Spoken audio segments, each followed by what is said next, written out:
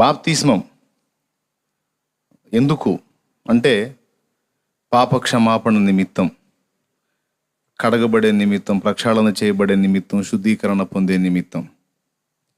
బాప్తిస్మం ఖచ్చితంగా తీసుకోవాల్సిందేనా? బాప్తిస్మం పొందకపోయినా నడుస్తుందా? కొంతమంది అంటారు సిలువ మీద దొంగ బాప్తిస్మం పొందలేదు కదా, మరి బాప్తిస్మం ఖచ్చితంగా పొందాలి అని మీరు ఎందుకు అంత బల్లగుద్ది చెప్తున్నారు అని కొంతమంది వాదిస్తారు.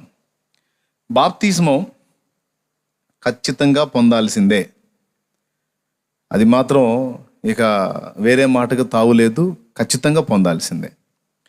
సిలువ మీద దొంగ కిందికి దిగి మళ్ళా బాప్తిస్మం పొందే ఛాన్స్ ఉంటే యేసయ్య ఖచ్చితంగా వెళ్ళి బాప్తిస్మం పొందు నాయనా అని చెప్పేవాడు. కానీ ఇంకా సేపటికి అతను చనిపోబోతున్నాడు సిలువ మీద దొంగ. కాబట్టి యేసు ప్రభు అతని తీర్మానాన్ని ఆమోదించి ఆయన ఆ సమయాన్ని బట్టి ఇచ్చిన అవకాశమే తప్ప బాప్తిస్మం అక్కరలేదు అని సిలువ మీద దొంగ విషయంలో దేవుడు తీసుకున్న నిర్ణయాన్ని బాప్తిస్మం అక్కరలేదు అనే బోధకి వాడటం యుక్తము కాదు.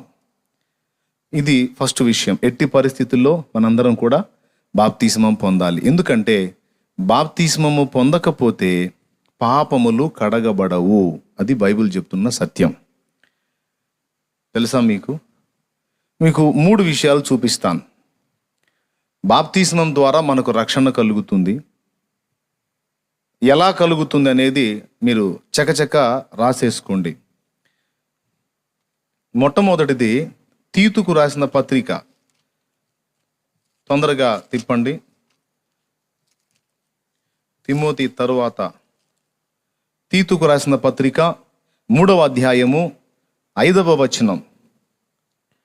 మనము నీతిని అనుసరించి చేసిన క్రియల మూలముగా కాక తన కనికరము చొప్పుననే పునర్జన్మ సంబంధమైన స్నానము ద్వారాను పరిశుద్ధాత్మ మనకు నూతన స్వభావము కలుగజేయుట ద్వారాను మనల్ని రక్షించును. పునర్జన్మ సంబంధమైన స్నానము ద్వారా, అర్థమైందా? అంటే బాప్తిస్మము ద్వారా మనలను రక్షించను. దేవునికి స్తోత్రం కలుగును గాక. రెండవది పేతురు రాసినటువంటి మొదటి పత్రిక ఒకసారి తీయండి తొందరగా. పేతురు రాసిన మొదటి పత్రిక 3వ అధ్యాయము 21వ వచనం చదువు. దానికి సాదృశ్యమైన బాప్తిస్మం ఇప్పుడు మిమ్మును రక్షించుచున్నది. అద్దుగో, దానికి సాదృశ్యమైన బాప్తిస్మము ఇప్పుడు మిమ్మును రక్షించుచున్నది. అది రౌండ్ చేసుకోండి. బాప్తిస్మాన్ని గురించి మనం ధ్యానించేటప్పుడు ఇవి ఖచ్చితంగా గుర్తుపెట్టుకోవాల్సిన విషయాలు. ముందు చెప్పాను, పునర్జన్మ సంబంధమైన స్నానము ద్వారా మనల్ని రక్షించాడు. ఇదే ఇక్కడ ఇంకో కోణంలో చెప్తున్నాడు, దానికి సాదృశ్యమైన బాప్తిస్మం ఇప్పుడు మిమ్మును రక్షించుచున్నది అని. ఇప్పుడు అపోస్తలుల కార్యములు 22వ అధ్యాయానికి పదండి. అపోస్తలుల కార్యముల్లో నేను చాలాసార్లు మీకు ఈ వచనాన్ని చూపించాను. ఇది సౌలుతో అననీయ అంటాడు. 16వ వచనం, 22:16. ఇందాక నేను ఒక మాట అన్నాను, బాప్తిస్మం పొందకపోతే ఒక వ్యక్తి పాపములు కడగబడవు. పాపములు కడగబడాలి. పాపాలలో నుండి విడుదల పొందాలి అంటే బాప్తిస్మము తప్పనిసరి అని ఎందుకు బల్లగుద్ది చెప్పడం జరుగుతుందంటే లేఖనం చెప్తుంది క్లియర్గా. అక్కడ ఉంది, చదువు. గనుక నీవు తడువు చేయుట ఎందుకు? 22:16 చదువుతున్నాడండి. కనుక నీవు తడువు చేయుట ఎందుకు? లేచి ఆయన నామమును బట్టి ప్రార్థన చేసి బాప్తిస్మం పొంది నీ పాపములను కడిగి వేసుకొనుమని చెప్పింది. అద్దుగో, ఇక నువ్వు తడువు చేయటం ఎందుకు నాయనా? లేచి ఆయన నామమును బట్టి ప్రార్థన చేసి బాప్తిస్మం పొంది నీ పాపములను కడిగి వేసుకొను. బాప్తిస్మం పొంది పాపాలు కడిగేసుకో అంటే పొందకపోతే పాపాలు వాని మీద నిలిచే ఉంటాయి. ఎందుకంటే ఒక చిన్న మాట దేవుడు మనకిచ్చి దానికి విధేయత చూపమన్నాడు. ఇదే మాట మార్కు 16:16. నమ్మి బాప్తిస్మం పొందువాడు రక్షింపబడును, నమ్మని వానికి శిక్ష విధింపబడును. నమ్మినోడైతే తప్పకుండా పాపాలన్నీ కడగబడు నిమిత్తం బాప్తిస్మం పొందుతాడు. బాప్తిస్మాన్ని నిర్లక్ష్యం చేశాడు, బాప్తిస్మాన్ని అశ్రద్ధ చేశాడు, అవకాశం దేవుడు ఇచ్చినా దాన్ని పట్టించుకోలేదు అంటే అతడు నమ్మిన వారి లెక్కలోకి రాడు. ఏదో మంచాన కంచానబడి తీసుకోవడానికి అనుకూలత లేక ఆ చనిపోయే ఘట్టంలో ఏదో తెలుసుకొని ఇక రక్షణ బాప్తిస్మం పొందడానికి కన్వీనియంట్ లేక చనిపోతే ఆ చివరి ఘట్టంలో తీర్మానాన్ని ఆమోదించి ఒకవేళ వానికి అవకాశం ఇస్తే ఇవ్వచ్చేమో. కానీ టోటల్గా అందరికీ దేవుడు చెప్పినటువంటి ఆజ్ఞ ఏమిటి అంటే ఖచ్చితంగా ప్రతివాడు కూడా మారు మనసు పొంది పాపక్షమాపణ నిమిత్తము మీలో ప్రతివాడు. అపోస్తల కార్యములు 2:38 త్వరగా.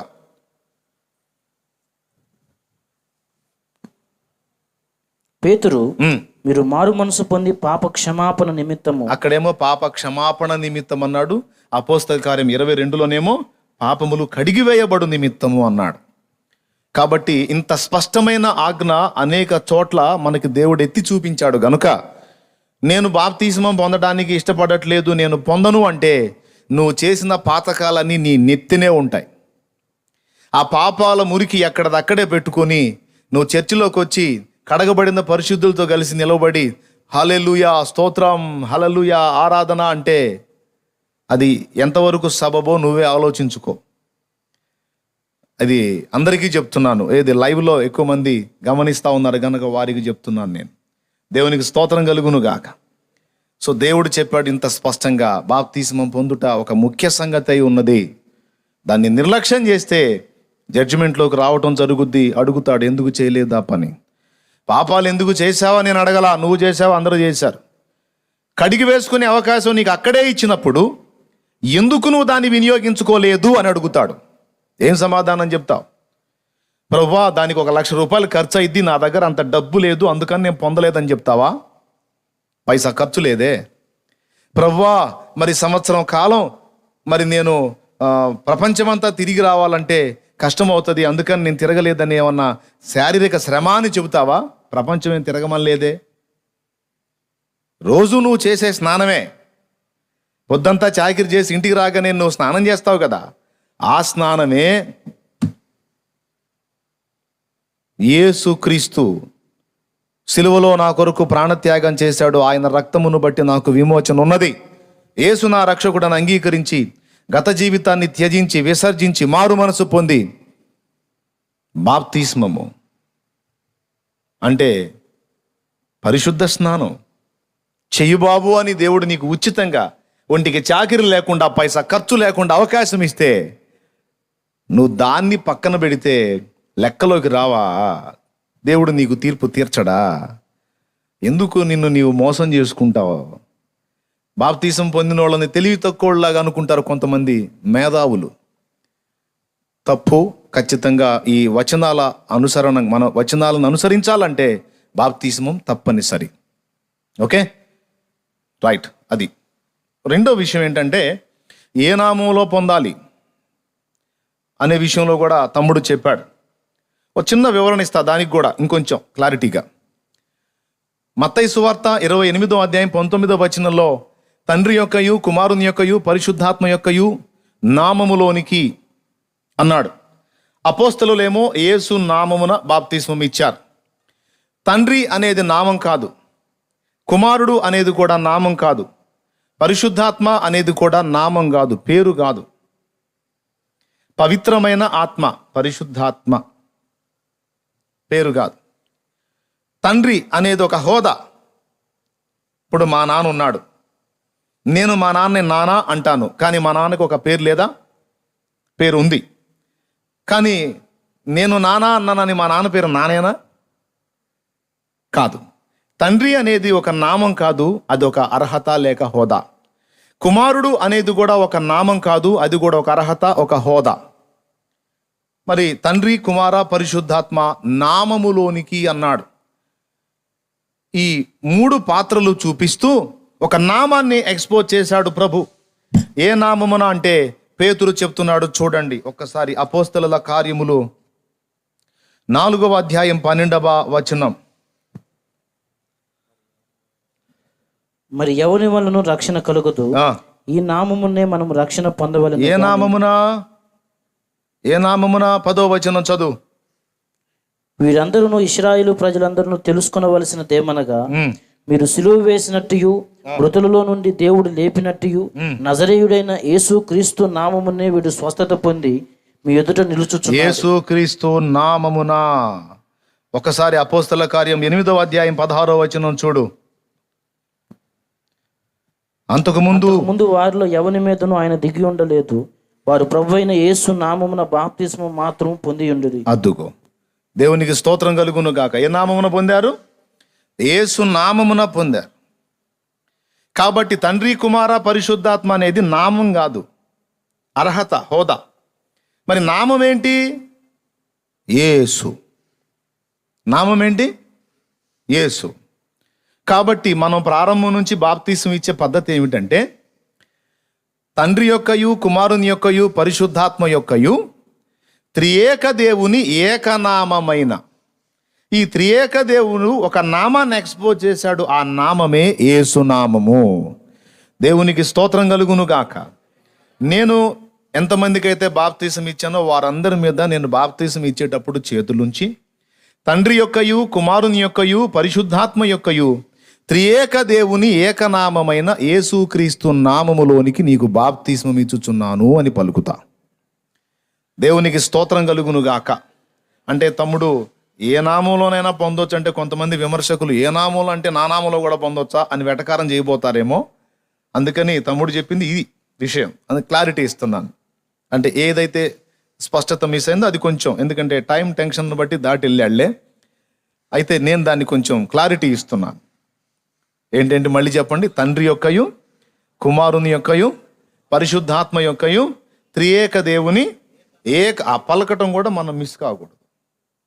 ఎందుకంటే వినే వాటికి క్లారిటీ ఉండాలి. ఈ మూడు అర్హతలు, తండ్రి, కుమార, పరిశుద్ధాత్మ త్రియేక దేవుడు ఒక నామాన్ని ఎక్స్పోజ్ చేశాడు. ఆ నామమే యేసునామం. కాబట్టి కొంతమంది అచ్చంగా యేసునామంలో నీకు బాప్తీసం అంటారు.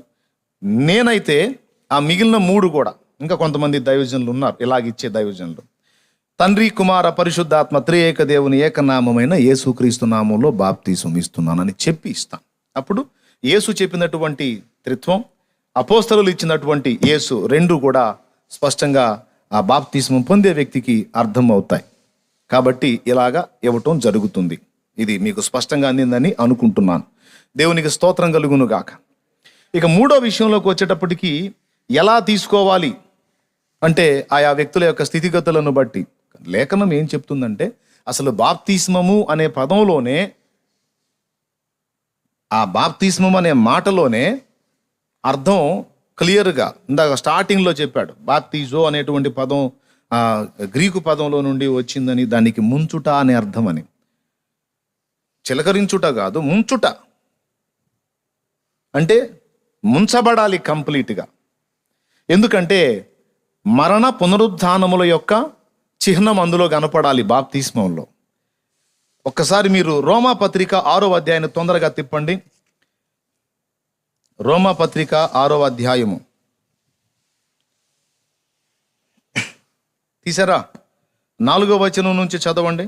కాబట్టి తండ్రి మహిమ వలన, 3వ వచనం కూడా చూసుకో. క్రీస్తు యేసులోనికి బాప్తిస్మం పొందిన మనమందరము, క్రీస్తు యేసులోనికి బాప్తిస్మం పొందిన మనమందరము ఆయన మరణములోనికి బాప్తిస్మం పొందుతామని మీరు ఎరుగరా? అదిగదుగా ఆయన మరణములోనికి బాప్తిస్మం పొందుతామని మీరు ఎరుగురా. చదువు. కాబట్టి తండ్రి మహిమ వలన క్రీస్తు మృతుల నుండి ఎలాగూ లేపబడినో అలాగే మనమును నూతన జీవము పొందిన వారమై నడుచుకున్నట్లు మనము బాప్తిస్మం వలన మరణములో పాలు పొందుటకై ఆయనతో కూడా పాతి పెట్టబడితిమి. మరియు ఆయన మరణము యొక్క సాదృశ్యమందు, వినండి జాగ్రత్తగా, మరియు ఆయన మరణము యొక్క సాదృశ్యమందు ఆయనతో ఐక్యము గలవారమైన ఎడల ఆయన పునరుద్ధానము యొక్క సాదృశ్యమందును ఆయనతో ఐక్యము గలవారమై ఉందుమో. సో మరణ పునరుద్ధానపు గురుతులు రెండు కూడా, సాదృశ్యాలు రెండు కనపడాలి అంటే, నీటిలో ముంచబడినప్పుడు పాతిపెట్టబడిన అనుభవం, తిరిగి లేచినప్పుడు పునరుద్ధానము చెందిన అనుభవం, ఈ రెండు అనుభవాలు ముంచుట బాప్తిస్మంలో సుస్పష్టంగా అర్థమవుతాయి. ఓకే. రెండవది, హెబ్రీ పత్రిక మీరు కానీ తొందరగా తీయగలిగితే, బాప్తిస్మం అనే దానికి బైబిల్లోనే చెప్పినటువంటి ఒక అర్థం కింద పుట్నోట్లో మీకు దొరుకుతుంది. ఒకసారి చూడండి. హెబ్రీ పత్రిక 10వ ఒక నిమిషం. హెబ్రీ పత్రిక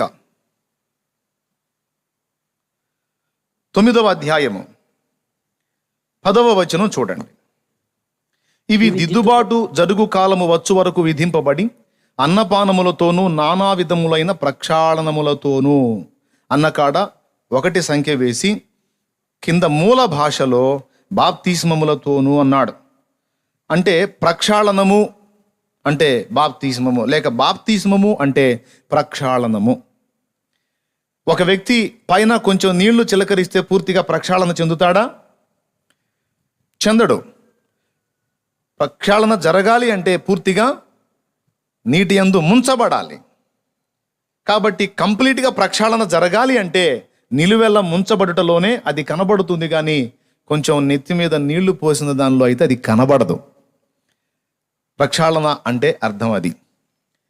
బాప్తిస్మం అనే మాటకి ప్రక్షాళన అనే అర్థం ఇచ్చాడు బైబిల్లోనే. చూసుకున్నారా? ఆ రిఫరెన్స్ నోట్ చేసుకోండి, అక్కడ రౌండ్ చేసుకోండి. కింద బాప్తిస్మం అంటే ప్రక్షాళన అని పైన గుర్తుపట్టండి. ప్రక్షాళన అంటే శుద్ధీకరణ పొందుట లేక శుద్ధి చేసుకొనుట. గ్రాంధిక భాషలో పూర్వకాలంలో కానీ మన రాజుల కాలంలో లేకపోతే అంతకన్నా ముందు కాలంలో మనం ఉన్నట్లయితే, ఆర్యా మీరు ఏమి చేయుచున్నారు అంటే నేను వస్త్రములను ప్రక్షాళనము చేయుచున్నాను అంటారు. అనగా వస్త్రములను లేదా పాత్రలను ప్రక్షాళనము చేయుచున్నాను అంటే పాత్రలను కడిగేస్తున్నాను, శుద్ధిపరుస్తున్నాను. కాబట్టి మన కంప్లీట్గా శుద్ధీకరణ సాదృశ్యం మనకు కనబడాలంటే ముంచుట బాప్తిస్మంలోనే పర్ఫెక్ట్గా కనబడుతుంది. కనుక నేను బాప్తిస్మం ఇచ్చేటప్పుడు ముంచుట బాప్తిస్మమే ఇస్తాను. ఓకే, ఇకపోతే చిలకరింపు కూడా కొందరికి ఇస్తాం. ఎవరికి అంటే ముంచుట బాప్తిస్మం కానీ ఒక వ్యక్తికి ఇచ్చే పని అయితే, ఉదాహరణకి ఆస్మా పేషెంట్స్, టీబీ పేషెంట్స్ ఉంటారు. వాళ్ళు మామూలుగా ఊపిరి తీసుకోవడమే కష్టం. అలాంటి వాళ్ళని నేను నీళ్ళలో దించి ముంచుట బాప్తిస్మం ఇస్తాను అని నేను ముంచాను అనుకో, ఆ ముంచిన దగ్గరే పరలోక ప్రయాణం అయ్యాడు అనుకో, అప్పుడు నాకు న్యాయం జరిగిద్ది.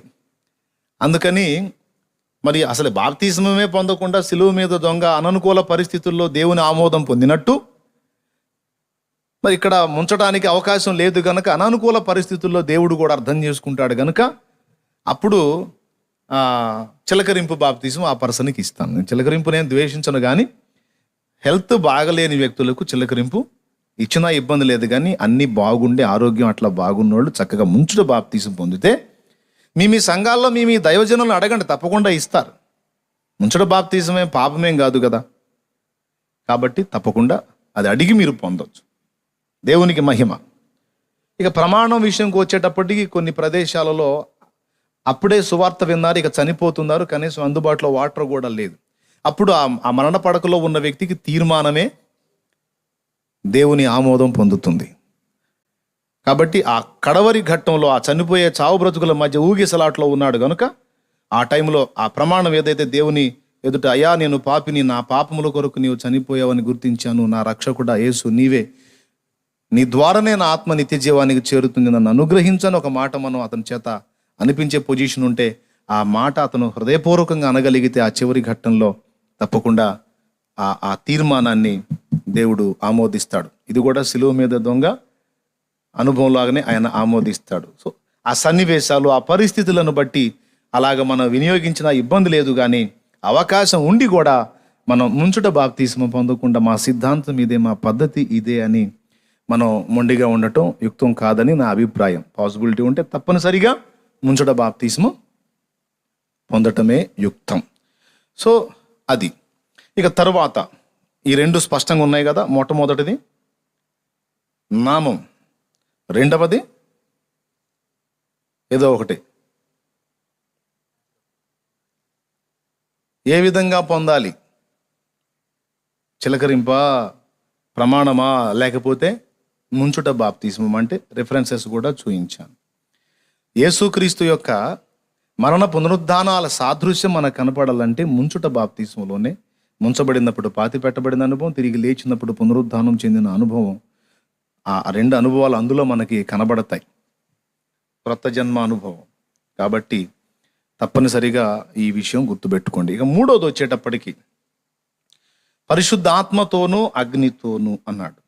ఇది మత్తయి సువార్తలో యోహాను బాప్తిజం ఇచ్చి యోహాను చెప్తాడు చూడండి. ఒక్కసారి మొత్తం అంటే మళ్ళా క్లారిటీ ఇస్తున్నాను, మళ్ళీ ఒక్కసారి మిస్ కాకుండా మరొక స్పష్టత. మత్తయి సువార్తలో 3వ అధ్యాయం ఓసారి తీసుకోండి. ఇది బాప్తిజం ఇచ్చి యోహాను పలికినటువంటి మాట. 11వ వచనం, 3:11.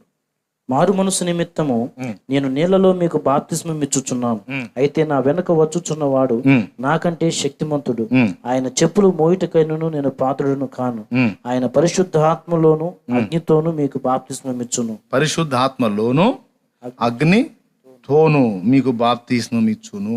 దేవునికి స్తోత్రం కలుగును గాక. దీనికి కూడా మీకు స్పష్టంగా విషయం చెప్పాలంటే, మనం బాప్తిస్మం పొందినప్పుడే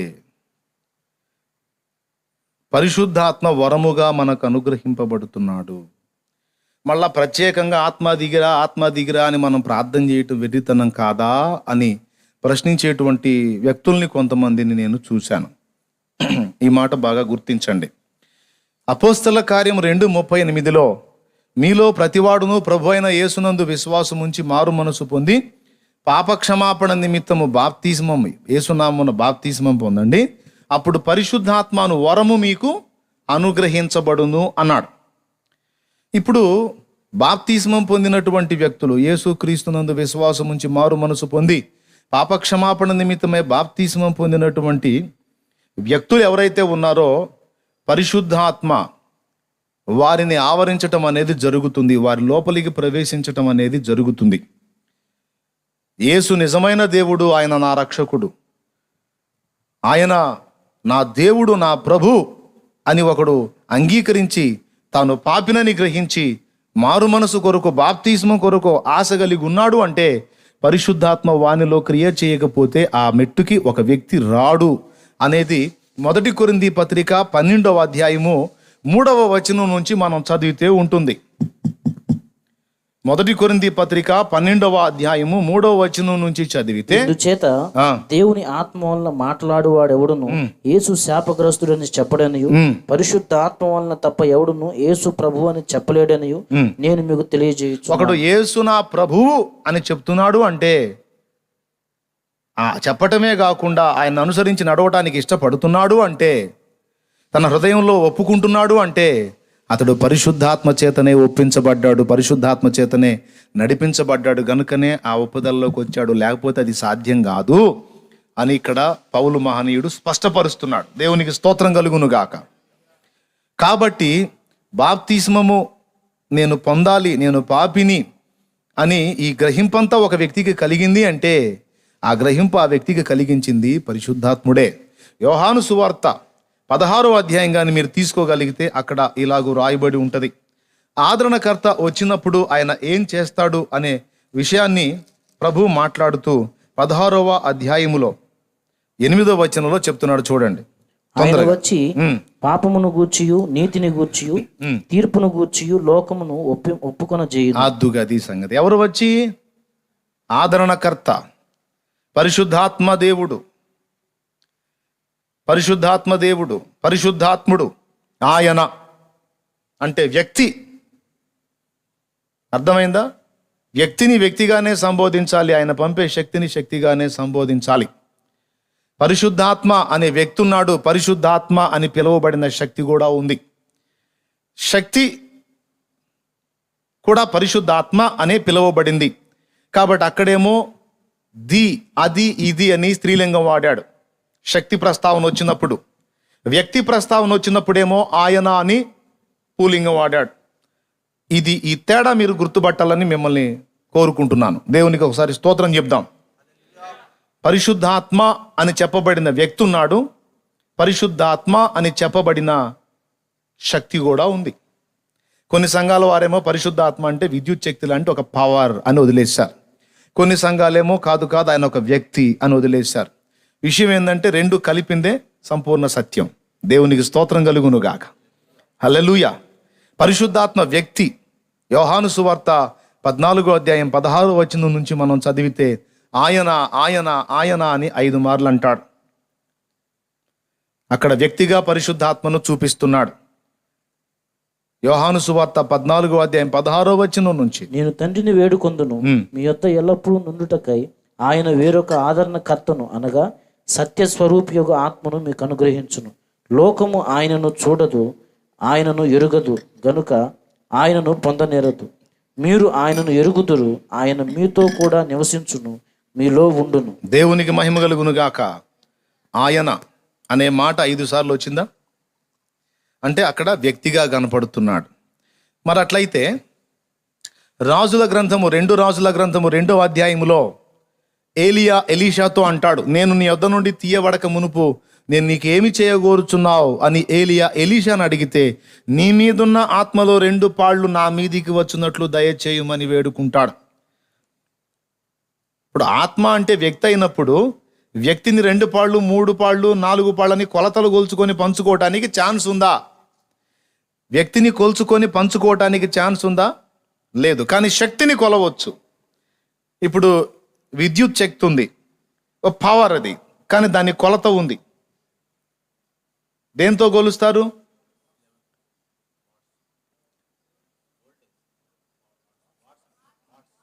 అవునా? వాట్స్తో కొలుస్తారు. కాబట్టి ఒక పవర్, ఒక శక్తిని కొలత కొలుచుకోవచ్చు, కానీ వ్యక్తిని కొలత వేసి పంచుకోవటానికి ఛాన్సు లేదు. కాబట్టి ఇక్కడ యోహాను సువార్త 14:16లో చూస్తేనేమో వ్యక్తిగా కనపడుతున్న ఈ పరిశుద్ధాత్మే పాత నిబంధనలో, క్రొత్త నిబంధనలో కొన్ని సందర్భాల్లో చూస్తే శక్తిగా ఆయన పంపేటువంటి శక్తి ప్రత్యక్షమవుతుంది. మోషేతో అంటాడు, ఇశ్రాయేలు సమాజంలో 70 మంది పెద్దలను సమకూర్చు, నేను ఒక్కడనే మోయలేను అంటున్నావు గనుక నీ మీదున్న ఆత్మలో వారికి పాలు నియమించదను అంటాడు. అంటే నీకు ఇచ్చినటువంటి ఆ శక్తిలో కొంత భాగం వాళ్ళ మీద కూడా ఉంచుతాను, అప్పుడు వారు కూడా నా కొరకు వాడబడతారు అని దేవుడు చెప్తున్నాడు. ఇప్పుడు ఫస్ట్ వ్యక్తి గురించి మనం తెలుసుకున్నాం. అసలు మనం మారు మనసులోకి వస్తున్నాం, బాప్తీసంలోకి వస్తున్నాం అంటేనే పరిశుద్ధాత్మ మనల్ని ప్రేరేపించాడు. ఆ ప్రేరణకు లొంగి మనం ఆయన చెప్పినటువంటి మాటకు విధేయత చూపితే, ఎప్పుడు విధేయత, ఎక్కడ విధేయత అంటే బాప్తిస్మము దగ్గరే మన విధేయత బయటపడిద్ది. అర్థమైందా? ఎక్కడ బయటపడిద్ది మన విధేయత? ఎస్, ఎప్పుడైతే బాప్తిస్మం పొందామో ఇక మనం ఆయనకు విధేయులము అని రాసుకుంటాడు. ఆ రాసుకున్నప్పుడు ఆ విధేయులైన వాళ్ళందరికీ కూడా పరిశుద్ధాత్మను అనుగ్రహించాడు. అంటే ఆత్మ వెలపటుండి ప్రేరేపించాడు. ఆ ప్రేరేపణకు ఎప్పుడైతే మనిషి లొంగి సహకరించాడో అప్పుడు లోపలికి ప్రవేశిస్తాడు. దురాత్మ కూడా ఇంతే చేస్తుంది, గుర్తుపెట్టుకోండి. ఫస్ట్ యూదా ఇస్కరియోతుకు వెలపట ఉండి సాతాను అతన్ని ఆలోచనలు పుట్టించి ప్రేరేపించాడు, శోధించాడు. ఎప్పుడైతే ఇస్కరియోతు యూదా సాతాను ప్రేరణకు లొంగి సాతాను ఇచ్చినటువంటి ఆలోచనలకు చెవియొగ్గి సాతాను ఆలోచనలకు విధేయత చూపాడో, ఎప్పుడైతే కంప్లీట్గా సైతాను యొక్క ఆలోచనలకు విధేయత చూపాడో అప్పుడు మనకి యోహాను సువార్తలో చూస్తే ఆయన ఈ మొక్క నేను ముంచి ఎవనికి ఇత్తునో అతడే అని చెప్పి యేసు ప్రభు వానికి మొక్కను ముంచి ఇచ్చినప్పుడు అతడు ఆ మొక్క పుచ్చుకోగానే సాతాను వాని లోనికి ప్రవేశించను అని రాయబడి ఉంటుంది. ఒక్కసారి మీరు యోహాను సువార్త జస్ట్ మన చేతుల్లోనే ఉంది, 13వ అధ్యాయము 26. ఒక్కసారి మీరు 2వ వచనం చూడండి. వారు భోజనము చేయుచుండగా ఆయనను అప్పగింపవలనని సీమోను కుమారుడు ఇస్కరియోతు యూదా హృదయములో అపవాది ఇంతకు ముందు ఆలోచన పుట్టించి ఉండెను. చూసారా? వాడు ఎవరు? అపవాది. ఎవరి హృదయంలో ఆలోచన పుట్టించాడు? యూదా ఇస్కరియోతు హృదయంలో. అయితే యేసు ప్రభు వెంటనే అవకాశం ఇవ్వాల సాతాను అతని లోపలికి ప్రవేశించడానికి. ఎందుకంటే యేసు ప్రభు నిరీక్షించాడు, వాడు చేంజ్ అవుతాడు, మార్పు చెందుతాడని, నన్ను మీలో ఒకడు అప్పగిస్తాడు అంటున్నాడు, కానీ ఫలానోడని చెప్పట్లా. ఈ మాట చెప్తున్న ప్రతిసారి కూడా యూదా తట్టబడి, అయ్యో నా ముసుగు బయటపడిపోయింది, నేనే కదా ఇలా అనుకుంది, ప్రభువుకు అర్థమైపోయింది, ఇంకెందుకు నేను మార్పు చెందుదాం అని ఆయన దగ్గరకు వచ్చి ఒప్పుకొని పరివర్తన చెందుతాడేమో అని బయట పెట్టలా యేసయ్య. చాలాసార్లు అట్లనే తడవ చేశాడు. ఇదిగో మిమ్మల్ని ఏర్పరచుకున్నాను కదా, మీలో ఒకడు సాతాను అంటాడు ఆయన, అప్పుడైనా వీడికి క్లిక్ అవ్వాలి. అయ్యింది కూడా, కానీ మనసు కఠినం చేసుకున్నాడు. ఎవరు ప్రభువా ఆ సైతానుగాడు? ఎవడయ్యా నిన్ను అప్పచెప్పేవాడు నిన్ను అడుగుతుంటే ఒకడు ఉన్నాళ్లే అని చెప్తాడు, బయట పెట్టాడు. ఎందుకంటే క్లిక్ అవ్వాల్సిన వాడికి క్లిక్ అవుతుంది, వాడే బయటపడతాడు ఎందుకు అన్నట్టుగా ఓపిక పట్టాడు. పలు దఫాలు అలా ప్రయత్నించాడు, కానీ వాళ్ళలో మార్పు రాలేదు. ఆఖరికి భోజన పంక్తిలో కూర్చున్నప్పుడు ఇక్కడ కూర్చున్న మీలో ఒకడు నన్ను అప్పగిస్తాడు అన్నాడు. అప్పుడన్నా వాడు పరివర్తన చెందుతాడేమో అని ఆశించాడు. అప్పుడు కూడా చెందల. అక్కడ ఉన్నోళ్ళంతా గందరగోళం అయిపోయారు. నేనా ప్రభు అని అడిగారు. అడిగినప్పుడు ఇక నేను బయటపడ్డాను ఇంకెందుకు అని అప్పుడన్నా ఆలోచిస్తాడేమో అని చివరి అవకాశం ఇచ్చాడు. అప్పుడు కూడా వాడు మనసు కఠినం చేసుకుని సాతాను ఆలోచనలకే విధేయత చూపినందున ఇక వానికి ఇచ్చిన సమయం అయిపోయింది. ఇక వాని ఆలోచనలకే నువ్వు విధేయత చూపావు గనక ఇక వాడే నీలో ప్రవేశిస్తాడని ముక్క ముంచి ఇచ్చాడు. వాడు ఆ ముక్క పుచ్చుకోగానే ఇటుపక్క చూడండి 26వ వచనం చదవండి. అందుకు యేసు, నేను ఒక ముక్క ముంచి ఎవనికి ఇచ్చేదను వాడే అని చెప్పి ఒక ముక్క ముంచి సీమోను కుమారుడు ఇస్కరియోతు యూదాకిచ్చాను. వాడు ఆ ముక్క పుచ్చుకొనగానే సాతాను వానిలో ప్రవేశించెను. దేవునికి స్తోత్రం. అప్పటిదాకా బయట పెడతానని బెదిరించాడు, ఏదన్నా పరివర్తన చెందుతాడేమో అని, పశ్చాత్తాపడి మార్పు చెందుతాడేమో అని. ఆడేమీ స్పందించలా. నిన్ను అప్పగించేది ఖాయం, నా ఆలోచనే కరెక్ట్ అని సైతాన్ ఆలోచనకే ఎక్కువ అవకాశం ఇచ్చినందున ఇక చివరికి ఆ ముక్క ముంచి వానికి ఇచ్చి నువ్వు చేయాలనుకున్న తొందరగా అప్పుడు బయట పెట్టాడు. ఎప్పుడైతే ఆ ముక్క వానికి అందిందో కన్ఫామ్ అయిపోయింది, వీళ్ళందరికీ అర్థమైపోయింది యోధానే అని. అప్పుడు సాతాను వాని లోపలికి ప్రవేశించాడు. పరిశుద్ధాత్మ మన లోపలికి ప్రవేశించాలన్నా, ఒక దురాత్మ మన లోపలికి ప్రవేశించాలన్నా ఫస్ట్ విధేయతే ముఖ్య అంశమై ఉన్నది. ఫస్ట్ వెలపట్టు ఉంటారు ఇద్దరు కూడా. ఒక దురాత్మ అయినా సరే అది ఎప్పుడు మనలో ప్రవేశించిద్దంటే ఫస్ట్ వెలపట్టు ఉండి ప్రేరణ కలుగు చేసుద్ది. ఆ ప్రేరణకు మనం లొంగి దానికి చెవి ఒగ్గితే, అది చెప్పినట్టు చేయడానికి మనం లోబడి విధేయత చూపడానికి ఇష్టపడితే అప్పుడు దురాత్మ లోపలికి ప్రవేశించింది. పరిశుద్ధాత్మ కూడా ఇలానే చేస్తాడు. పరిశుద్ధాత్మ సైతం ఫస్ట్ ఒక వ్యక్తి వెలపట్టు ఉండి అతన్ని ప్రేరణ కలుగజేస్తాడు. నువ్వు పాపివి కదా, రాబోతున్న ఉగ్రత తప్పించుకుంటావా, మారు మనసు పొందు, శాపం నుండి బయటపడు, ప్రభు యేసు రక్తము నీ కొరకే కార్చబడి ఉంది, నమ్మి విశ్వాసం ఉంచి బాప్తిసము పొందితే రక్షింపబడతావు, నా మాట విను, లోబడని ఆత్మ మనల్ని వెన్నంటి పెనుగులాడుతూ ఉంటాడు. ఎవరైతే ఆయనకు విధేయత చూపుతారో, ఎవరైతే ప్రభువా నాకు అర్థమైపోయింది, నాకు రక్షణ బాప్తిసమం కావాలి, నాకు ఈ పాపిష్టి జీవితం వద్దు, నేను పరిశుద్ధాత్మ స్వరాన్ని గుర్తుపట్టాను, నాతో దేవుడు మాట్లాడుతున్నాడు, నాకు రక్షణ కావాలని కోరుకొని ఆ విధేయత చూపుతాడో, ఎప్పుడు బాప్తిస్మం ద్వారా విధేయత చూపుతాడో అప్పుడు పరిశుద్ధాత్మలోనికి ప్రవేశిస్తాడు. దేవునికి ఒకసారి మహిమ చెల్లిస్తారా గట్టిగా? ఒకవేళ విధేయత చూపకపోతే ఆత్మ లోపలికి ప్రవేశించడానికి అతడు తలుపు తెరవనట్టే. ఎప్పుడైతే విధేయత చూపాడో అప్పుడు తలుపు తీసినట్లు. ఒక్కసారి మీరు ఈ వచనం కూడా బైబిల్లో ఉంది.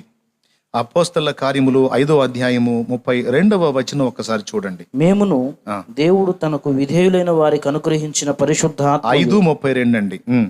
మేమును దేవుడు తనకు విధేయులైన వారికి అనుగ్రహించిన పరిశుద్ధాత్మయు ఈ సంగతులకు సాక్ష్యమై, తనకు విధేయులైన వారికి దేవుడు పరిశుద్ధాత్మను అనుగ్రహిస్తాడట. ఈ విధేయత ఎక్కడ బయటపడుతుందంటే బాప్తిస్మం దగ్గరే బయటపడుతుంది. అర్థమైందా? వాడేమో మొక్కబుచ్చుకున్నప్పుడు దురాత్మ ప్రవేశించినట్టు, సాతాను అపవాది ప్రవేశించినట్టు, ఇక్కడ మనం బాప్తిస్మం పొందినప్పుడు పరిశుద్ధాత్మ మన లోపలికి, మన డోర్స్ ఓపెన్ అయినట్టు మన లోపలికి వచ్చేస్తాడు ఆయన. సో ఆత్మ మన లోపలికి వస్తాడు, మనలో నివాసం ఉంటాడు, మనల్ని ఆవరిస్తాడు. ఇక మనలో ఆయనలో మనం ముద్రితం అవుతాం. విమోచన దినం వరకు ఆయనలో మనం ముద్రించబడతాం.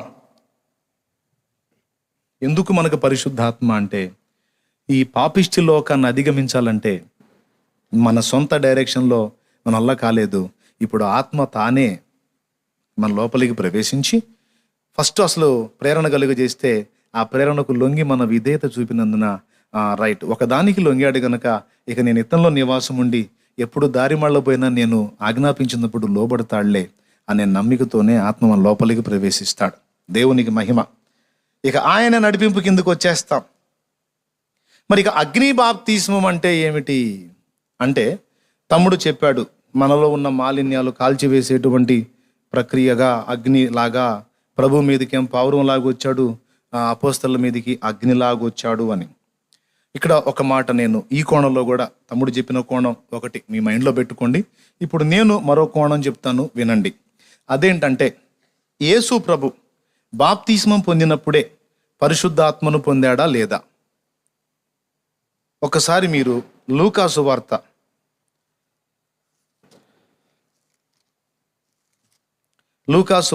4వ అధ్యాయం తీసుకోండి. ఫస్ట్ ఏం చేస్తారంటే 3వ అధ్యాయము 21వ వచనం చదవండి. ప్రజలందరినూ బాప్తిస్మం పొందినప్పుడు యేసు కూడా బాప్తిస్మం పొంది ప్రార్థన చేయుచుండగా ఆకాశము తెరవబడి పరిశుద్ధాత్మ శరీరాకారముతో పావురము వలె ఆయన మీదకి దిగివచ్చెను. అప్పుడు నీవు నా ప్రియకుమారుడు. పరిశుద్ధాత్మ ఆయన మీదకి దిగొచ్చాడా లేదా? పావురాకారంతో ఆత్మను పొందాడా లేదా? ఆత్మను పొందాడా లేదా? చెప్పండి అందరు గట్టిగా. బాప్తీసం పొందినప్పుడు ఆత్మను పొందాడా లేదా? పొందాడు కదా. తర్వాత 4వ అధ్యాయంలో చూడండి, యేసు పరిశుద్ధాత్మ పూర్ణుడై. అద్దుగో, పరిశుద్ధాత్మ పూర్ణుడయ్యాడా లేదా? కంప్లీట్గా ఆత్మతో ఫుల్ఫిల్ అయిపోయాడు. అయితే ఇంకా బలము పొందలా. మనం ఆత్మతో నింపబడటం వేరు, బలముతో నింపబడటం వేరు. బలమన్నా శక్తి అన్నా ఒకటే. Praise the lord. ఇప్పుడు ఆ శక్తి పొందాలి. ఆయన బాప్తీసం పొందాడు, పరిశుద్ధాత్మ పూర్ణుడయ్యాడు, 2 జరిగినాయి. ఇప్పుడు శక్తి కావాలి. ఆ శక్తి పొందడం కోసం ఆయన అరణ్యానికి వెళ్ళాడు. ఆత్మచేత అరణ్యానికి వెళ్ళి 40 దినములు ఆయన ఉపవాసములో గడిపాడు. ఆ 40 దినములు ఉపవసించినప్పుడు అనేక రకాల శోధనలు ఆయన ఎదుర్కొన్నాడు అరణ్యంలో అపవాది చేత. ఆ శోధనలు అధిగమించిన తరువాత ఎలాగొచ్చాడో 14వ వచనం చదవండి. 13వ వచనం, 14వ వచనం. అపవాది ప్రతి శోధనను ముగించి కొంతకాలం ఆయనను విడిచిపోయెను. అప్పుడు యేసు ఆత్మ బలముతో గలిలియాకు తిరిగి వెళ్ళెను. అద్దుగో, బాప్తిసం పొందాడు, పరిశుద్ధాత్మతో పూర్ణుడయ్యాడు. కానీ ఇక దేవుని రాజ్య సువార్త విస్తరింపజేయడానికి కావలసినటువంటి శక్తి, ఆ బలం రావాలి అంటే ఖచ్చితంగా ఆయన దాని కొరకు ప్రత్యేకంగా ప్రార్థన చేయాల్సి ఉంది. ఎందుకు ఇదంతా చేశాడు అంటే ఆయన దేవునితో సమానముగా ఉండుట విడిచిపెట్టకూడని భాగ్యమని ఎంచుకొనలేదు. కానీ ఫిలిప్పీ పత్రిక 2:5 మనుషుల పోలికగా పుట్టి దాసుని స్వరూపం ధరించుకొని తన్ను తానే రిక్తునిగా చేసుకున్నందున అన్నిటినీ కూడా మనవలనే సాధన చేసే పొందుకున్నాడు యేసయ్య. అది ఆయన గొప్పతనం. స్తోత్రం చెప్పండి ఒకసారి. ఒక నీవు నేను ఎలాగైతే పొందగలమో అలాగునే ఆయన ఒక సామాన్యుడిలాగానే ప్రార్థనలో పెనుగులాడి పొందుకున్నాడు. ఎప్పుడొచ్చింది ఆత్మబలం? ప్రత్యేకంగా ప్రార్థనలో గడిపినప్పుడు ఆ బలంతో నింపబడ్డట్టు క్లియర్గా ఉంది. అంతకుముందు ఆయన బలంతో ఉన్నట్టుందా? రైట్. ఇప్పుడు అపోస్తలుల దగ్గరికి వద్దాం. అపోస్తలుల గురించి ఒక్కసారి మీరు కానీ లూకాసు వార్త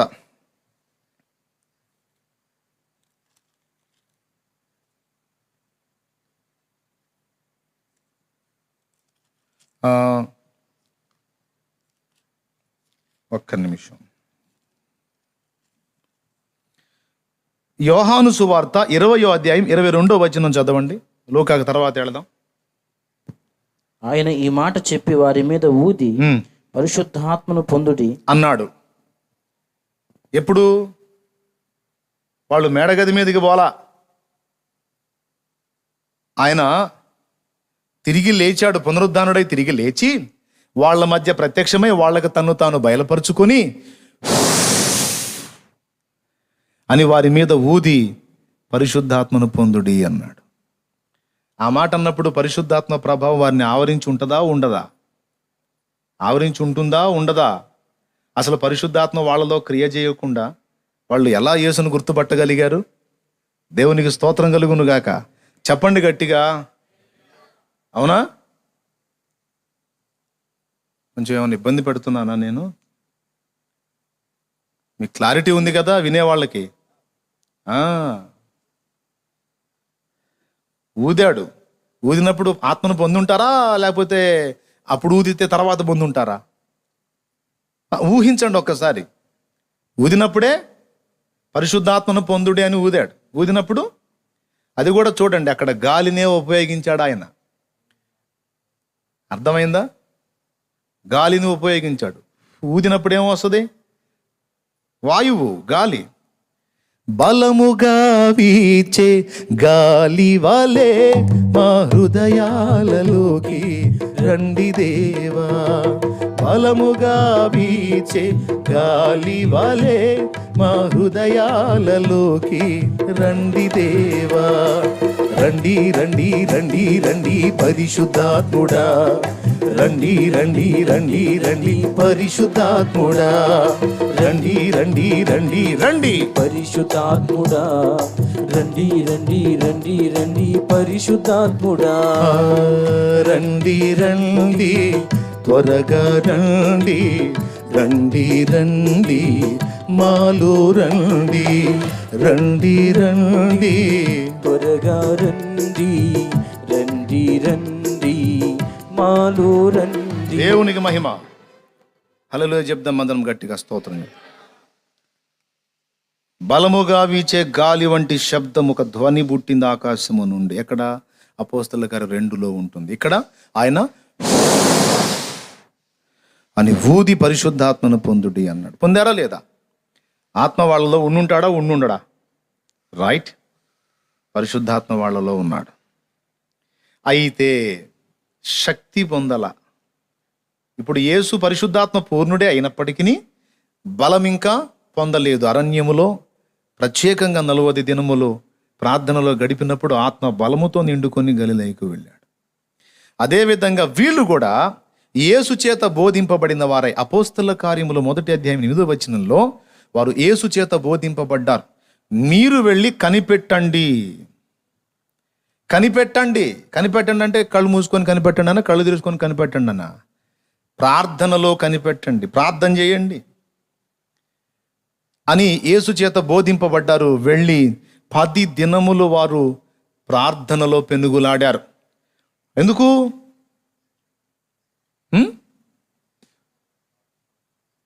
చెప్పనా? ఆయనకు సాక్షులై ఉండటానికి. ఆయనకు రైట్, వారి సాక్ష్యము నిలుపుకోవటానికి, ఆయనకు సాక్షులై ఉండటానికి ఇప్పుడు బలము కావాలి. దేవుని రాజ్య సువార్త అంతటా వ్యాపింపజేయటానికి, యూదయ, సమరయ, యెరూషలేము, భూదిగంతముల వరకు సువార్తను వ్యాప్తి చేయటానికి ఇప్పుడు శక్తి కావాలి, బలము కావాలి. బలము కావాలంటే, నేను బాప్తిజం పొందినప్పుడు ఆత్మను పొందాను, ఇంకా నాకేం అక్కర్లేదంటే బలహీనమైన అనుభవంలోనే ఉంటాం. చాలామంది ఈ పాయింట్ మిస్ అయినందుననే వారి భక్తి జీవితం బలహీనంగా ఉంది. చచ్చిన స్థితిలో నుంచి బ్రతికింపబడ్డారు బాప్తిస్మం పొందుట ద్వారా, కానీ టీబీ పేషెంట్లు లాగున్నారు. TB patient చచ్చిపోయినాడా బతికున్నాడా? బతికే ఉంటాడు, కానీ పనికి వస్తాడా? ఆరోగ్యవంతుడు చకచక నడుచుకుంటా పోతే టీబీ పేషెంట్ ఉండి అడుగు లేసి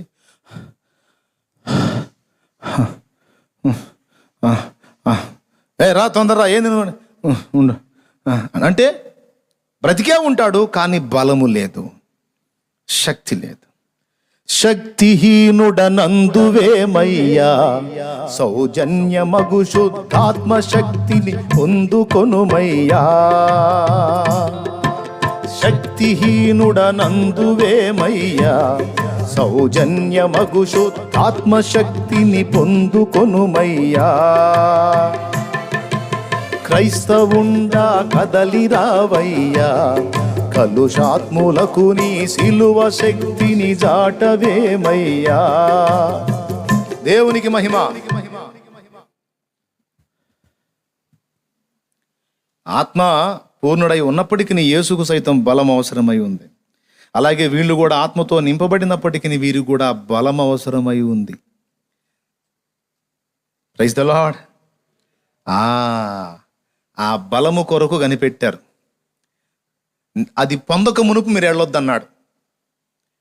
అర్థమైందా? యెరూషలేమును విడిచి వెళ్ళొద్దు. ఏది పొందక ముందు పైనుండి శక్తి పంపుతాను, అది పొందు వరకు మీరు కనిపెట్టుకొని ఉండండి. ఆ శక్తి పొందుకున్నాక అప్పుడు పొండి, అప్పుడు మీరు నాకు సాక్షులు అవుతారు అన్నాడు. పరిశుద్ధాత్మ మీ మీదికి వచ్చినప్పుడు శక్తి నొందెదరు అన్నాడు. ఆ పరిశుద్ధాత్మ మీదికి ఏ రూపంలో వచ్చాడంటే అగ్ని రూపంలో వచ్చాడు. ఆ అగ్ని శక్తికి, బలమునకు సాదృశ్యం. పరిశుద్ధ పరచుటయే కాదు, బలమునకు కూడా సాదృశ్యం. ఎందుకంటే అగ్ని నాలుకలుగా విభాగింపబడి ఒక్కొక్కరి మీద రాలటం జరిగినప్పుడు వాళ్ళు పవిత్రులయ్యారా, లేకపోతే శక్తివంతులై అక్కడ ఉన్నటువంటి వ్యక్తులు 14-15 రకాల దేశ ప్రజలందరూ కూడా మాట్లాడే భాషలు వీళ్ళు మాట్లాడేశారు. పరిశుద్ధపరచబడ్డారని ఉందా, లేకపోతే శక్తిని పొందారని ఉందా? వాక్శక్తి పొందారు అని ఉంది. ఆ ఆత్మ వారికి వాక్శక్తి దయచేసిన కొలది వారు మాట్లాడారట. ఆ అగ్ని వారి మీదికి వచ్చినప్పుడు వారు శక్తితో నింపబడ్డారు. దేవునికి స్తోత్రం కలుగునుగాక. హల్లెలూయా. అది ఇకపోతే ఆయన మీద పావురంలాగా వచ్చాడు, వీళ్ళ మీద అగ్నిలాగా వచ్చాడంటే శుద్ధీకరణ కొరకు అగ్నిని ఎన్ని రకాలుగా చూపొచ్చు అంటే ముఖ్యంగా 3 రకాలు. పవిత్రతకు సాదృశ్యంగా అగ్నిని చూపించవచ్చు. ఎందుకంటే నీళ్లకు సైతం మురికి అంటించగలం కానీ అగ్నికి మలినం అంటించలేం. అగ్ని పవిత్రమైనది అంటానికి ఒకటి. రెండవది, అగ్ని శక్తికి, అర్థమైందా?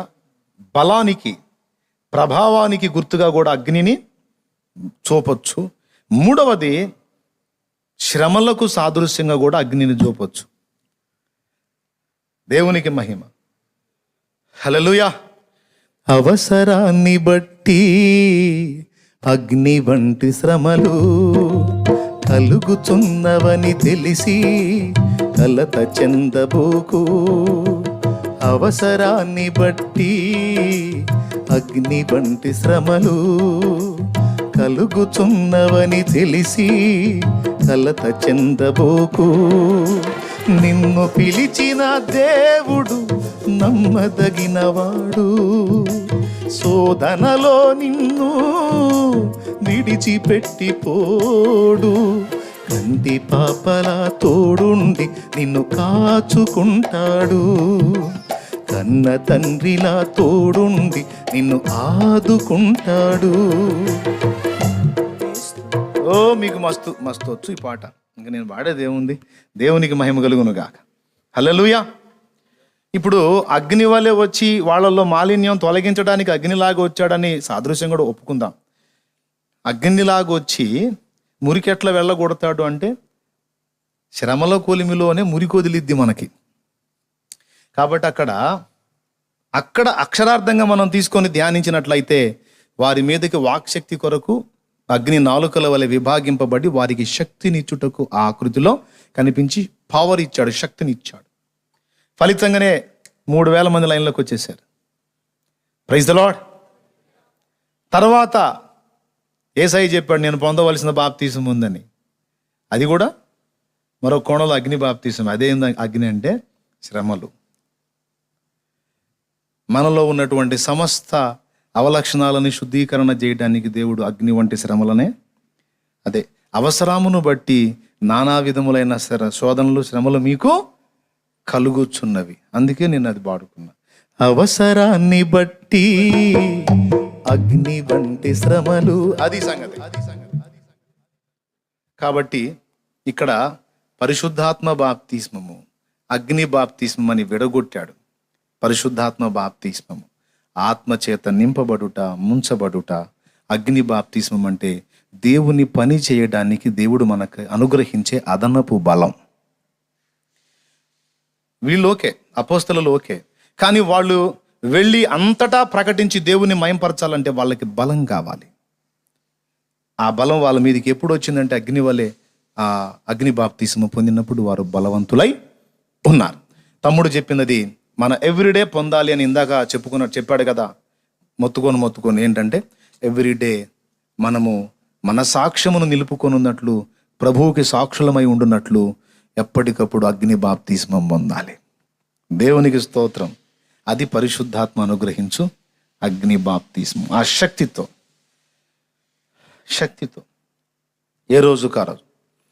ఎండబానాలనియు జడిసి ఎంత కాలము మూలనుందువు, ఎండబానాలనియు జడిసి ఎంత కాలము మూలనుందు, కండలను ప్రేమింతువేమన్నా ఈ మంటి కండలు ఎంత పెంచిన మంటికేనన్నా,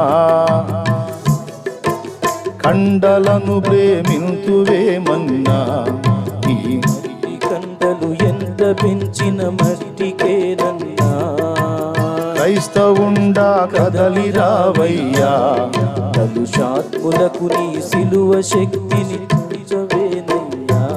దేవునికి స్తోత్రం, హల్లెలూయా. ఇందులో ఆ చరణమే లేదుగా, శక్తిహీనుడనందువేమయ్యా అనే చరణమే లేదు ఇందులో లేదు. శక్తిహీనుడనందువేమయ్యా, సౌజన్యమగు శుద్ధాత్మ శక్తిని పొందుకొనుమయ్యా. శక్తిహీనుడనందువేమయ్యా, సౌజన్యమగు శుద్ధాత్మ శక్తిని, క్రైస్తవుండా కదలిరావయ్యా, కలుషాత్ములకు నీ సిలువ శక్తిని. దేవునికి స్తోత్రం కలుగునుగా.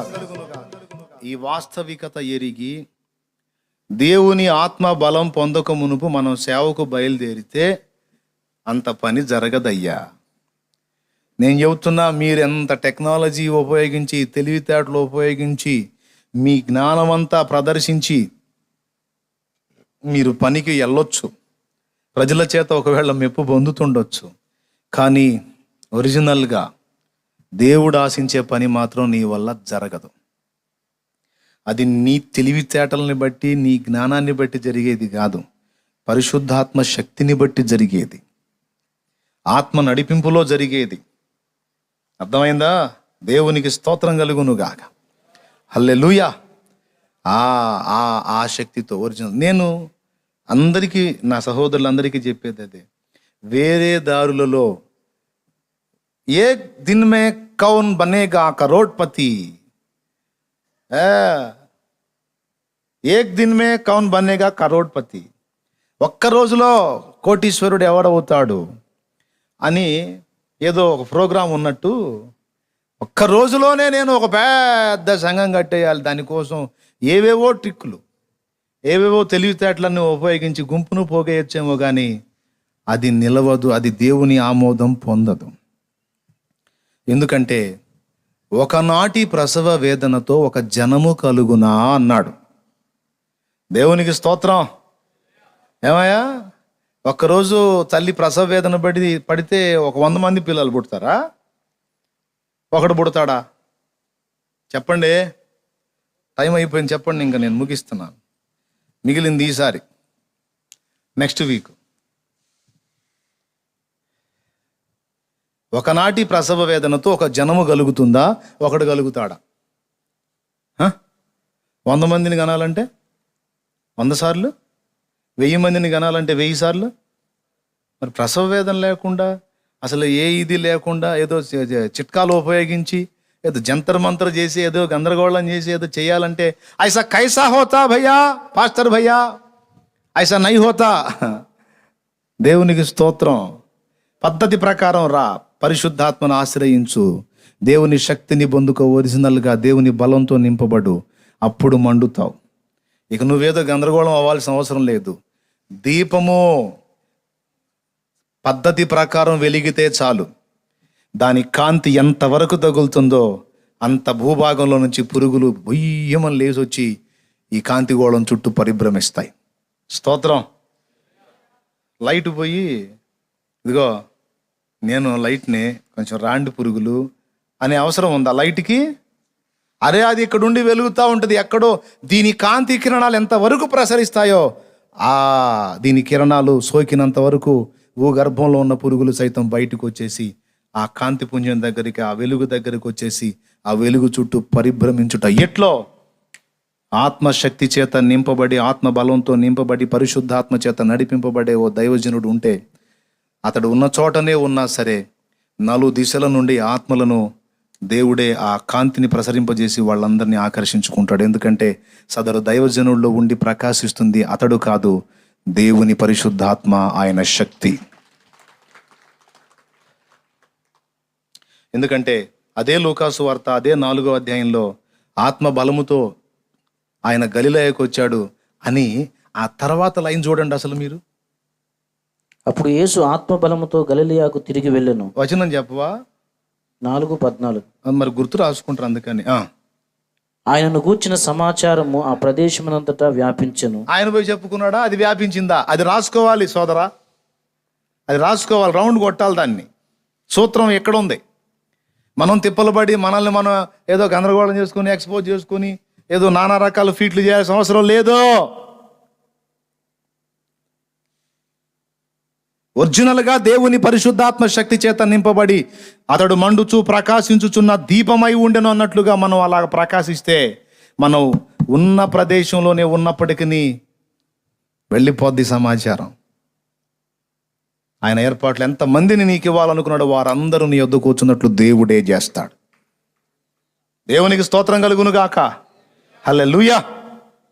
ఇది గుర్తుబట్టి ఎవరికోళ్ళు జాగ్రత్త పడి మరి పరిశుద్ధాత్మ యొక్క శక్తి పొందినట్లు అగ్ని బాప్తిస్మం కొరకు ప్రత్యేకంగా ప్రార్థనలో కనిపెట్టుకుని ఆయన దగ్గర నుండి ఆ బలం పొంది చేసే సేవ దాని లెక్క వేరుగా ఉంటుంది.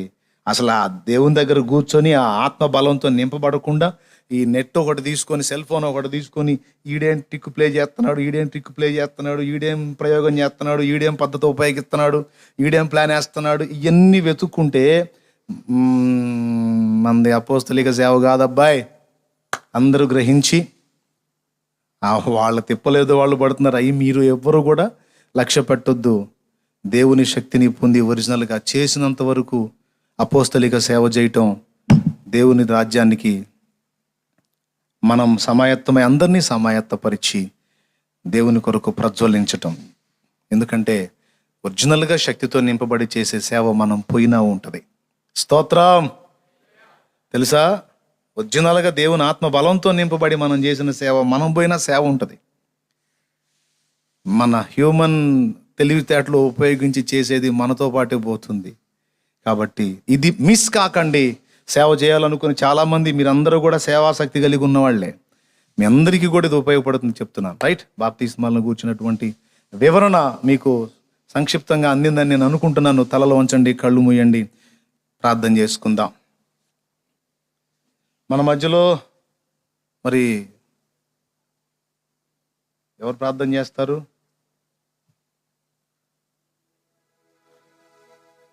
జోసెఫ్ ప్రార్థన చేస్తాడు. త్వరగా.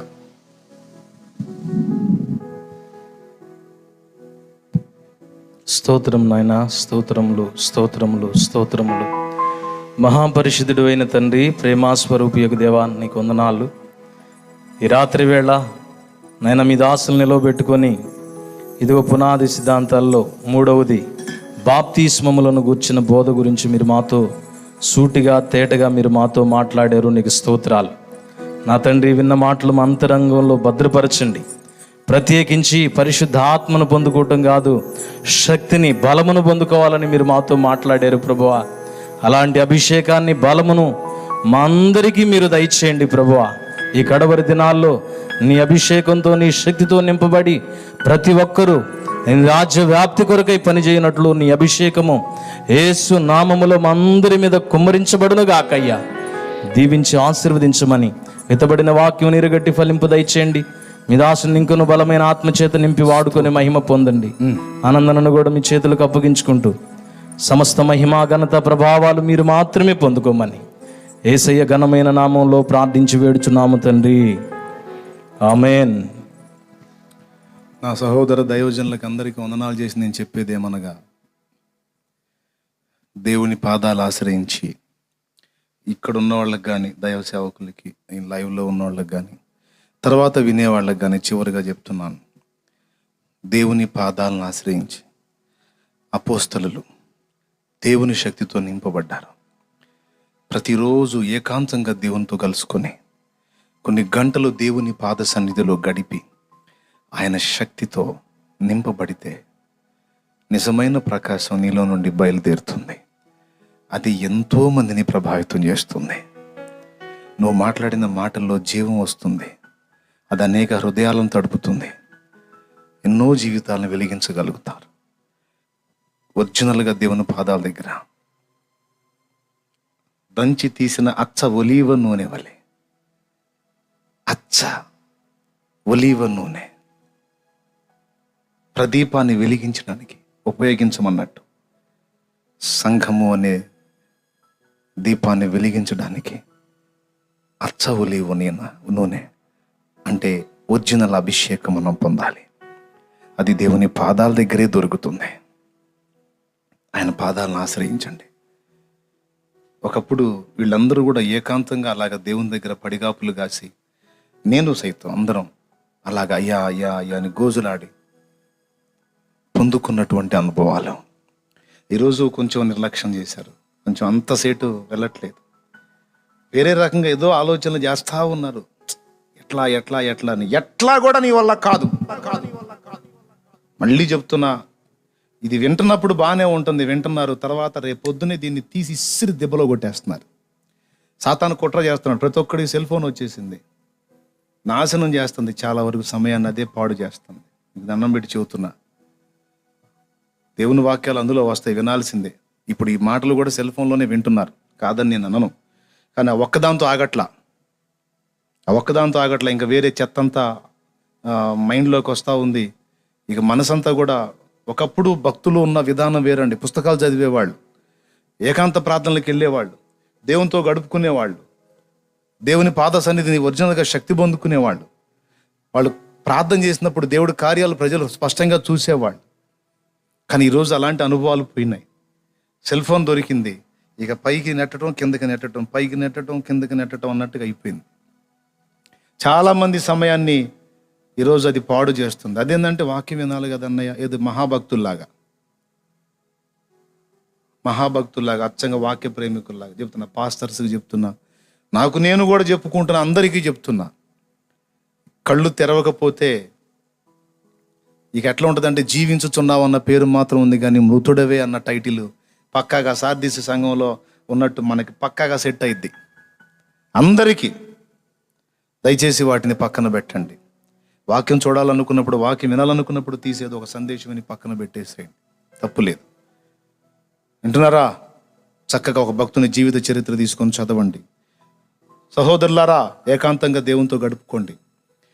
ఉన్నదంతా ఆయన పాదాల దగ్గర ఉంది. ఇంకా వేరేది ఏ మార్గం? నేను చెప్తున్నాను, ఎక్కడన్నా సంఘం కట్టాలా, సేవ చేయాలా, ఎక్కడ నువ్వు తిప్పలు పడాలన్నా కూడా దేవుడే నీకు దారి చూపించాలా. నువ్వు ఏం చేసి కూడా నీ వల్ల కాదు. ద్వారాలు ఆయనే తెరవాలి. ఇదిగో నేను నీకు ముందుగా పోవచ్చు, నీకు మెట్టగానున్న స్థలములను సరళము చేసేదనని ఆయన వాగ్దానం చేశాడు. అది నెరవేర్చినట్లు, దేవా నాకు త్రోవ చూపించని ఆయన పాదాల దగ్గర పెనుగులాడాలి. కాబట్టి ఆత్మ సంబంధులు, జ్ఞానవంతులు, విఘ్నులు దీన్ని గుర్తిస్తారు. ఈ రోజు నుంచే, ఈ నైట్ నుంచే మొదలు పెడతారు. ఆత్మశక్తితో నన్ను నింపు, అచ్చ ఒలీవ నూనె నా మీద పోయి, స్తోత్రం, నీ దీపం వలె నన్ను వెలిగించు ప్రభువా, నాకు శక్తినివ్వమని మొరపెడతారు, సాధిస్తారు. అలాంటి వ్యక్తులే లోకాన్ని వెలిగించగలుగుతారు. అలాంటి వాళ్ళు యేసుకు కావాలి.